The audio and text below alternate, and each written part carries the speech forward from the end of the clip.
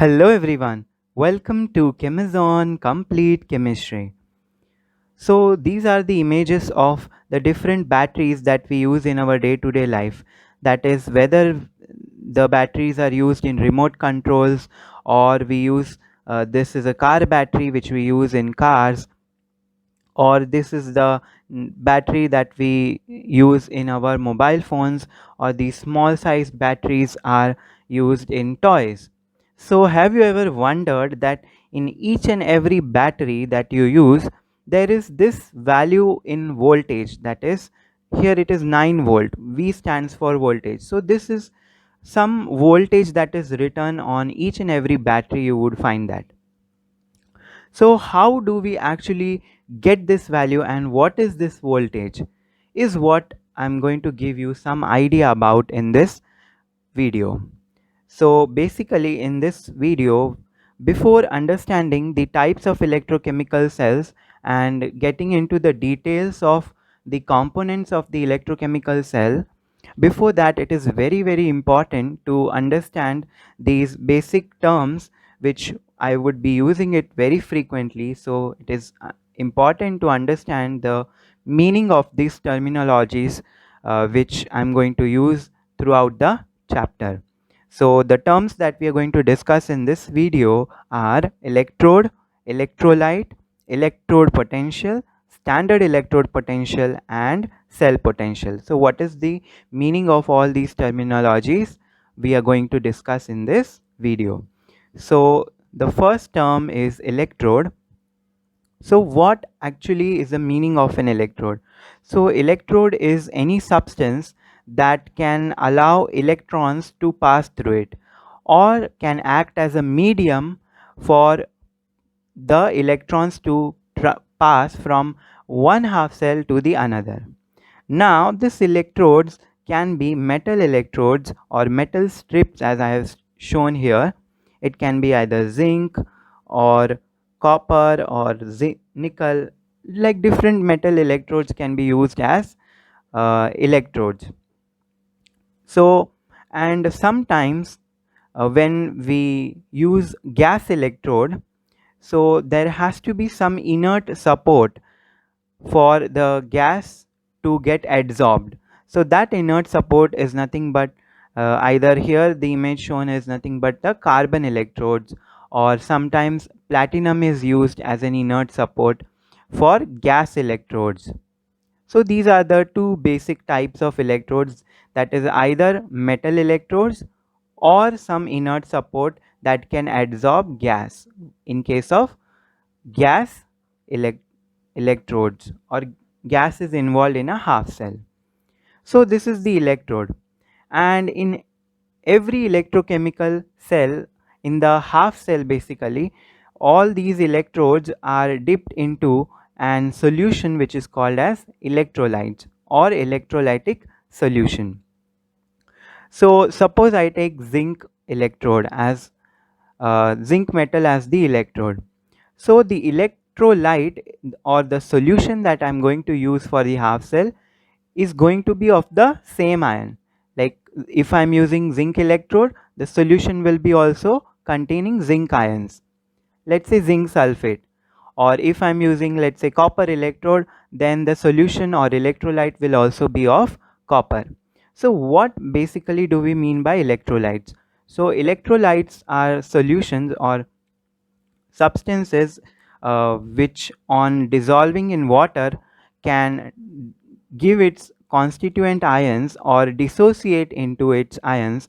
As you can see here, this is an example of normal table salt or sodium chloride. When we add it in water, we know that it gives its respective sodium ion as shown here and the chloride ion. So substances which can dissociate in aqueous medium or water are nothing but called as electrolytes. Now let us see some more examples of electrolytes. Basically the strong acids like HCl or H2SO4 or nitric acid HNO3, all these strong acids are examples of electrolytes. So as you can see here, this is a picture where when we add HCl to water, you can see its corresponding ions, that is chloride ion and the H plus ion, which combines with water to form this species which is called as H3O plus or hydronium ion. So HCl is also an example of electrolyte, as in aqueous medium it gives its constituent ions. Similar to acids, there can be bases like strong bases like sodium hydroxide or potassium hydroxide or barium hydroxide. These are also examples of electrolytes which can be used, which would give its constituent ions. Again, here you can see that when NaOH or sodium hydroxide is dissolved in water, it gives its respective ions, that is positively charged sodium ion and negatively charged OH minus or hydroxyl ion. So these are the two very important component of any half cell, that is an electrolyte and the electrode which is dipped into the electrolyte. Now the next important concept is electrode potential. So what actually do we mean by electrode potential? So electrode potential is defined as the tendency of an element to either undergo oxidation or reduction when placed in the electrolytic solution of its own ions. So what exactly do we mean by this definition in simple words? So uh, whatever electrode it is, that is, let's say we use zinc electrode as the anode for undergoing oxidation, and that zinc electrode is placed in its electrolyte, which would be nothing but the solution containing zinc ions. So a potential, or the potential difference between the electrode and the electrolytic solution is nothing but called as electrode potential, or in other words we can say that it is the tendency of an element to either undergo oxidation or reduction. Means if let's say the electrode is undergoing oxidation, then that electrode will have something called as oxidation potential, or if the electrode is undergoing reduction, then that electrode would be having a value, that is reduction potential. Suppose that the there are two electrodes, one electrode with higher reduction potential and another electrode with lower reduction potential. And if I ask you a question that which electrode would undergo reduction easily, so the electrode which would be having higher value of electrode potential would easily undergo oxidation. That is what this definition means. That is, if the electrode potential value is higher, more is its tendency to undergo that particular reaction. If it is oxidation potential, then the tendency of that electrode to undergo oxidation is higher, or if it is a reduction potential value, then the tendency of electrode to undergo reduction is higher. So this is the basic understanding of electrode potential. Okay, so the next concept, important concept, is called as standard electrode potential. Now what do we exactly mean by standard electrode potential? So standard electrode potential is nothing but the again it is the electrode potential, but the that electrode potential is measured by taking into reference, that is the standard hydrogen electrode. Now what is this standard hydrogen electrode? I would be explaining it to you in the later videos. And there are some standard conditions uh, which are maintained while measuring this electrode potential. That is why it is called as standard electrode potential. And let us see what are these standard conditions. That is, the solutions in both the half cells should be of 1 molar concentration. That is, the molarity should be 1 molar. Second important condition is that the temperature should be 298 Kelvin or 25 degree Celsius.